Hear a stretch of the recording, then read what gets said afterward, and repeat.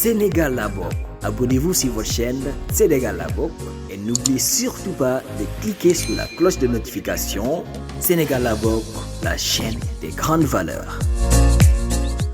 bi ñuy dem ci confection liste yi war a dem liste coalition yi liste parti yi liste en tout cas yi waroon dem ci élection locale yi on avait parlé de la parité maanaam boo xaymaa benn góor nga teg ci benn jigéen benn góor benn jigéen ba liste ba fa mu war a yem mu yem fa wala boo jiitalee jigéen nga teg ci góor tegaat jigéen tegaat góor et cetera et cetera léegi nag comme résultat yi jeex na xam nañu léegi ni conseils municipaux yi ci biir communes yi ak conseil départemental yi constitué woo xëy na foofu parité absolue bi mënatul am parce que xëy na boo compté ci biir di nga am xëy na fukki góor ak juróom-ñetti jigéen wala et cetera mais léegi parité boobu ñu bëri ne dañ ko war a appliquer ba bu ñuy constituer bureau municipal bi parité boobu également ñu mën cee topp li tax ñu waxtaane ko mooy déjà que kuréel yu mel ni waa RADDHO Ligue sénégalaise et cetera ñoom génn nañu di ci wax ak peut-être yeneen i boroom xam-xam nen na administration bi góorgóorlu ba parité boobu mën a feeñ ci bureau yi parce que également la participation des femmes ci béréb yi ñuy nase ak noccee noonu lañ koy wax loolu mu mën a effectif ñu mën leen a ubbil ay bunt ñoom tam ñu mën a xeex ba jot ci loolu dafa war a dem continuer ba bureau municipal bi bu dee maire bi góor la ñenn ñi jàpp nañu ne premier adjoint bi jigéen la war a doon et cetera ba yëf yi yemb mais gis nañu ñenn ñoo xam ne déjà installé wu nañu mais le constat est que parité boobu presque amu ci wala boog respecté wuñu ni nga xam ne noonu la waroon amee donc c'est un autre combat en tout cas pour les femmes peut-être pour Bokar mi nga xam ne mi ngi doog a ñëw xëy na mu mën ñoo dapp ci waxtaan wi. waaw parité boobu de man par expérience. li ma si gis. waaw ci li yàlla def ñu dund ko en Occident parce que defe naa ci wàllu droit. ñoom bari na déjà le mot c'est en français. parité la ñuy wax baatu tubaab la. mais dem nañ ba ci biir. gis ne jafe-jafe yi priorité bi compétence la war a doon. parce que parité mënta lalu foo xam ne compétence yi. nekku fa. maanaam xam-xam boo ne xarañ damay teg góor. teg jigéen. wala damay teg jigéen teg góor. te kenn ki mën kenn ki mënul dafay indi problème. dafay déséquilibré bu fekkee ñi mën ci côté jigéen ñi la ñuy nekk. su boobaa forcément pour liggéey bi jaar yoon. ñoom ñoo fara ëpp bu dee ci côté góor yi kazalik. mbaa du kon dañuy fas yéene remplir pour remplir rek. mais malheureusement c'est-à-dire c'est ça mooy démb defe naa am na luñ ci junj. bi ñuy wax ci wàllu maire yi ñuy doog a fal ak ñi fi nekkoon naka lañ war a doxale c'est-à-dire compétence moo war a primer ci lépp. nit bu fekkee bëgg nañ liggéey dañuy jiital compétence.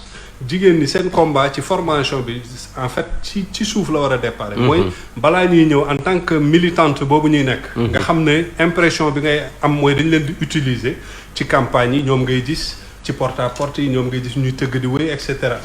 bu heure jël poste yi ñëwee da ngay gis ne ñii ci ñoom.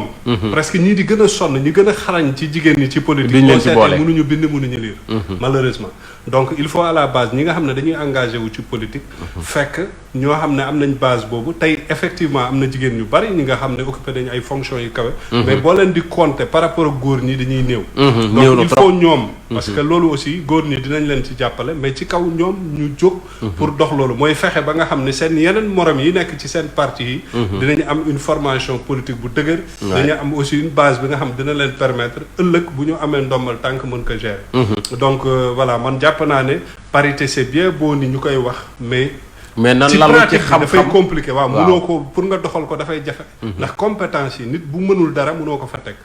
su boobaa day nekk poste yaa ma neex te liggéey bi du fa nekk. donc nañu fexe ba ci formation bi ñu am. dayoo boo xam ne ëllëg poste yooyu dinañ ko mën a occuper. pour man xeex bi combat bi foofu la war a dem quoi. tout à fait peut-être Kalidou instant bi xëy na bu ñu amoon xayma bi ce serait plus intéressant parce que en tout cas mandat yee passé on avait vu qu'il y a eu 14 xawma maire wala yu nekkoon bëri Sénégal yoo xam ne ay jigéen lañu. bi yoon peut-être xayma bi xamaguñ ko trop peut-être que dinañ ci ñëwaat. mais administration également xëy na bu respecté wul parité wala bureau bi nu ñu ko mën a constituer administration validé ko administration bi tam peut-être dafay am fu mu koy teg. mais man de peut-être que l'administration cette loi n'est pas tenue de s'appliquer dans les bureaux des conseils municipaux. peut-être doyen pour man les lois. ne sont pas faites pour être interprétées. elles sont faites pour être appliquées. et application je pense administrateur. bi nga xamante tey moom la ñuy féetewoo wàllu woowu yaakaar naa ne moom moo ci gën a yëy.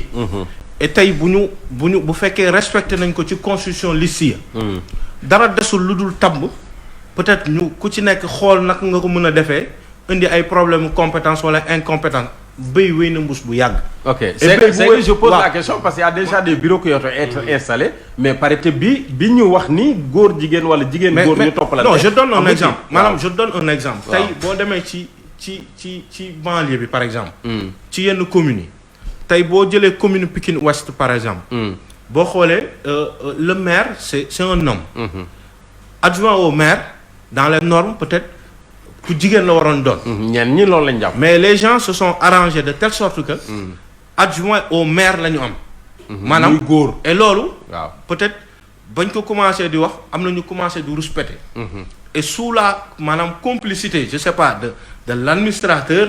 wala de l'administration qui était présente. sous-préfet wala préfet waaw sous-préfet. finalement loolu jàll. alors que pour man loi 1+1 la égale 2. maanaam quel que soit alpha da nga koy appliquer. quant à bu ñu nee mun na munul l'essentiel mun na wala munul da nga ko doon xool ci ba nga koy jël. di ko tànn di ko dugal ci sa liste. munoo ko ci tànn moom mu dem defal la sa campagne ba noppi parce que gëm naa ne tey ku fi mënti gagné maanaam jigéen ñi ñoo la gañaloo. parce que ñoom ci émotion boobu noonu la ñuy ñëw waxtaan ak yow ba finalement da ngay voté diw ndax kii. ñoom ñooy génnee seen njaboot yi ñoom ñooy génnee kër yi te ñoom ñooy nekk sur le terrain génnee nit ñi ngir nee leen kaay leen ngeen dem votal diw donc kooku mënul mener le combat ba nga gagné encore une fois nga ñëw indi benn excuse c'est-à-dire compétence wala incompétence l'essentiel mooy lu ci suivi mën na ci am formation mën na ci am mais li nga xamante ne moom moo ko yelloon encore une fois jox ko et tey lu on sait pertinemment que tey maanaam jigéen ñi ci fu ñu toll nii ñoo ëpp yërmande ci gestion. ñoo gën a mën a gestion boo xamante ne wax dëgg yàlla duñ ko joxoon baaraamu tuuma ne c'est nébuleuse mais également ñoom ñoo gën a mën a taxaw liggéey te duñ ci boole politique parce que lu bon politique mun na la yóbbee ci benn yëf mais ñoom bu dara desee lu dul liggéey. yaakaar naa politique kii fee la bokk wala fële dañ koy teg parce que dañuy bëgg résultat. mais nag peut-être l'administration territoriale bu valider yenn bureau yi dafa am tamit fu ñu ko teg. waaw mais xam nga mais fi nga ko teg. waaw xam nga fi nga ko teg.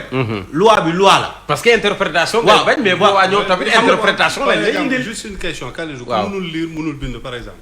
gaa ñi def comme li nga wax à la base ci liste bi ñu teg. góor jigéen nangam waaw léegi comment est-ce qu'on va faire pour bu ñu bëggee appliquer loi bi comme ni nga ko waxee te nit ki fekk par exemple mënul lire mënul bind. mais xam nga foofu xam nga mooy li may wax. xam nga boo jëlee ab nit. nga ne ko yow kat dinaa la bind ci liste bi parce que muy majoritaire muy proportionnel. loolu lépp dañ koy négocier à la base. xam nga kii bu ñu amee ñaata % kan moo war a doon conseil ak bu ñu amul ñaata % ñan ñoo war a doon conseil. loolu déjà xam nga ko dès le début. et pourtant foofu kooku ngay teg. pour que au moins ñun bu ñu amee tant de % mu dem mairie ville dem représenter la yow xam nga ndax mën na lire wala mënul lire xam nga ndax mën na bind wala mun loolu yëpp nga teg ko fële parce que jàpp nga ne lu bon am na 2000 personnes yoo xamante ne wala benn masse bu am solo boo xam ne moom mën na ko drainer derrière. du moment que yow am nga gàttum xel. am xarañte politique xalaatee noonu. kon bul bàyyi ba décision jot nga ne dama koy écarter parce que tout simplement mënul bind mënul lire. ñaata député tey ñoo nekk assemblée yoo xam ne mënuñ bind mënul lire mais am na ay nit yoo xam ne ñoo leen ciy dimbali. kon pour yow daal parité bi mën na nekk ci bureau yi. non maanaam dañ ko war a appliquer. d'accord mais Lamine est-ce que du loi bee am insuffisance peut-être ba yenn parox ndox yi mën a am ay bureau di jàll sans pour autant mu am parité bi ñenn ñi soxla. mais yow ñooy voté loi bi sax est-ce que parité am na am na ñi nga xam ne ñoom ñooy voté loi. waaw parce que coow li posé woon na benn époque à l'Assemblée nationale. waaw ñan ñooy voté loi yi. Assemblée nationale député yi. mais foofu amul parité. waaw kan mooy premier vice-président. kan la du kii. Abdou Mbow waaw du mooy premier vice-président te pourtant góor la. waaw kan mooy président du Moustapha Niasse góor la. te pourtant ñoom ñooy voté loi yi. waaw donc nga gis ne foofu am na problème je pense que su Wade lañ ko voté woon. mais jafe-jafe la dans l'application. maintenant wala peut-être loi ba yeggul ci yenn détails yi. pour nga xam ne buñ fa yeggee rek. amul doute. Simon kii li mu wax dëgg la. loi bi parité la. loi bi li mu wax dafa parité loi la. waaw fépp fu ñuy voté wala. mais pourquoi boo defee liste defoo parité ñu rejeté ko. waaw très bien. waaw léegi nag lu tax boo defee liste parité woo. ñu rejeté ko. lu tax tam bureau yi ñu koy bàyyi. te parité amul donc ça veut dire que am na quand même li may wax sànq administration bi bal de bureau peut-être am na c'est le même préfet ou sous-préfet. waaw qui rejette la liste quand il n'y a pas parité. c'est celui-là même qui accepte un bureau boo xam ne mais justement est-ce que la loi n'est pas muette sur certaines questions ou certains domaines bu ñu fa àggee est-ce que foofu tam loi bi amul interprétation buy taxaw. non je ne le parce que bu yëf yi leeroon je pense que coow du am. mais qu'il mette sur la table maanaam cette expression qui a permis que la loi soit muette donc affaire yi c'est aussi simple que ça xam nga tey boo ko jëlee nii nga ne nii lay demee. mais au moins expliquer yëf yi. non je veux dire ba tey bu doon ne bind nañu explicitement très bien bu doon ne peut-être bind nañu explicitement ne bu ñu tolloo ci fal bureau conseil municipal nañu doxale nii ba mu leer. nga xam ne boo leen jàngee lire ko est-ce que yegg nañu foofu. parce que j'ai pas la loi sous les yeux man du ma juriste xaw ma mais je pose la question quoi. xam nga du ñu bind loolu. xam nga loi moom ci ay principe rek lay wax. waaw. donc parité lañ wax moo xam assemblée la. fu mu mënti nekk moo ci kaw ci suuf. ci mais loi dafay ànd ak ay décret d'application. mais liste moo xam liste locale la. waaw pourtant liste locale wala liste législative. pourtant liste locale yi. gars yi lu ñu kenn du bañ a respecter parité bi. parce que non boo ko respecté wul sax gars yi. dañ lay teg fee. waaw mais comme gagné nga ba pare nag. li mu wax la. maire bu mënul signer sax nañu dem jusqu'au bout. Kalidou li mu wax la comme gagné nga c'est-à-dire maire yooyu. peut-être mënuñu bind mënuñu jàng. mais ñoo yor nit ñi. yow sa premier objectif c'est de gagner d'abord soo gagner ba pare nag comme ñoom peut-être mënuñu laa apporter noonu di nga leen bàyyi ci conseil bi. même loolu sax c'est un problème. même dans les conseils ñun ñëpp nekkoon nañu ay conseils. da ngay gis conseil yoo xam ne yow boo waxee sax bu maire bi bëggee dara yow nga ñëw indi sa xalaat ne leen maire yi ñoo lay commencer ci suuf di la lancer ay talak. kii moom dafa bon lu mu dund la wax kii def ñoom bañ pour ñoom tout ce que le maire veut. gongo Dieu le veut. waaw gongo c'est-à-dire dañuy fonctionner comme. député yi ni ñuy fonctionner à l'Assemblée. Ouais. alors que peut-être am na ñoo xam ne loolu du leen yóbbu dañuy xool càmbar mbir yi. joxe ci seen idée. juger ci seen teeyu bakkan. voilà waaw. donc il faudrait que peut-être loolu ñu ciy bàyyi xel bu fekkee ni bëgg nañ aussi sunu conseil yi. vraiment di am yenn débat yu relevé yi parce que. conseil amul yenn débat yi de dama la koy wax mu leer de. waaye nag xaaral yenn conseil communes yi. waaw je t'assure. y a pas de débat de waaye d'ailleurs te loolu et loolu ça tue les conseils. parce que aussi yow boo ñëwee benn yoon ñëw ñaari yoon tu sens que boo fi waxee sax yow boo joxee sa xalaat sax. tu risques d'avoir des problèmes ak ñoo xam ne peut-être mën nañ la yaay. finalement da nga naan est-ce que ça vaut le coup. ma bañ a liggéey. dafay xajamal l'esprit démocratique. bi war a am au sein du conseil. souvent kooku di ñëw sax di enrichir débat bi dans le conseil. il préfère aller faire vaquer à ses occupations. parce que quel que soit alpha ce que le maire veut ça va passer. waaw c'est la même chose que dans l'assemblée. donc je pense que loolu peut-être avec changement yi ñu gis. il faudrait que les nouveaux maires là yi ñëw qui sont pour la plupart des jeunes. ñu instaurer beneen forme de voir quoi que les questions que ça se discute en profondeur pour que ñu mën a xam réellement les intérêts des populations. mais j'avoue que dans man de conseils yi ma jot bi ma jógee ak yenn yi ma xam. waaw ce que le maire veut. les mamans et les filles là xoolal les bu ñu ñëwul sax dañuy joxe procuration. waaw comprendre nga li ma la parce que ñoom daal nañ ñëw nuyoo kiyante. feeñ seen yoon ci yeneen. waaw jaagar maintenant nag. bu dee noonu la demee nag li Bokar wax aussi day ñëwaat. tu peux pas mettre à des postes aussi importants. ay nit yoo xam ne aussi. comprendre ñu sax mën nañ leen signer lu nekk. c'est-à-dire comprendre même problème foncier yi ñu am fii yëpp presque c'est-à-dire comprendre ñu sax. sujet yi ñuy discuter. ça pose problème aussi. parce que à moins que. aussi ñu xool ay benn dispositif de formation boo xam ne aussi mooy nekk ci maire yi ci conseil yi pour mën a accompagner ñi nga xam ne peut-être amuñu yenn kii pour comprendre certaines choses. mais en tout cas mais sinon bu ñu demee parité aussi. di nga fa teg ñoo xam ne vraiment. mooy loolu. mooy loolu bon peut-être également ces bureaux entre guillemets qui respectent pas la parité gars yi mën nañ leen attaquer en justice. bon on verra parce que le débat je pense que mi ngi commencer jóg déjà. mais de la même manière Pouy ni ñuy waxee ne peut-être jigéen ñi balaa ngay dem ci Pouy beneen affaire bi aussi. mooy dans les mairies aussi. tu vois que c'est le maire qui fait tout hein. ah oui ça aussi c'est une réalité. à moins que le maire vraiment veuille partager. mais dans les gestion inclusive parce que c'est le maire qui rend compte aussi. donc tout lui revient. peut-être mën na am sax bureau municipal wala mu am voilà conseil municipal ak yëpp.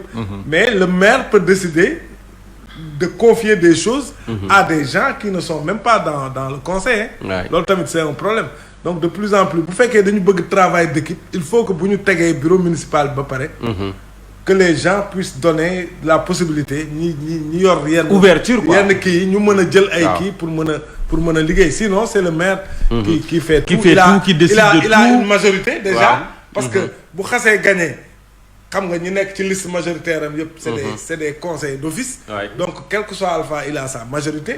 Donc voilà. donc li ngay wax pour mu nekk mooy ci base bi ñuy togg. liste yi fa lañ koy préparer. mais bu ñu bàyyee ba liste bi jàll c'est comme si. parce que et pourtant Lamine li nga wax dafa am solo parce que y a beaucoup de décisions de certains maires yu ñuy critiquer mais maires yi boo leen laajee dañ lay naan ils ont l'aval du conseil municipal. bien sûr fu ñu ko jëlee ci seen majorité mécanique. c'est une majorité mécanique te kenn mënu ci dara. parce que ça a été voté en conseil municipal maire bi xëyul xëy rek décider ko noonu. bien sûr te soo xoolee sax ñiy enrichir débat bi. souvent c'est des gens yoo xam ne peut-être ils sont pas forcément. dans la majorité du maire. wala peut-être même bu ñu fa bokkee sax. rarement voilà. Mais c'est des gens qui viennent d'autres listes. ñoom souvent ñooy am ce ton là boo xam ne dañuy bëgg di enrichir débat bi. di mais poser malheureusement le pour et le contre. ils ne sont pas très mais boo ko souvent defee entendus. non seulement maire yi dañ lay attaquer mais tu seras minorisé. yow moom ñam nga Lamine yow ñam nga yow. non Lamine yow ñam nga mais lu ma vivre là. mais li ma boo xasee commencé rek ñu commencé ci suuf lañ la koy sànni du la ko lancer. li ma bëggoon laaj pour peut-être loolu également ça mérite débat de la même manière ñu ngi ne yenn jigéen ñi peut-être amuñu xam-xam buy tax ñu mën a peut-être ñu mën a prétendre ci yenn postes yi ci biir conseil municipal mais également de la même manière yenn góor ñi tam dañ leen di fal. Sénégal la bokk. Abonnez-vous sur votre chaîne Sénégal la bokk et n'oubliez surtout pas de cliquer sur la cloche de notification. Sénégal la bokk, la chaîne des grandes valeurs.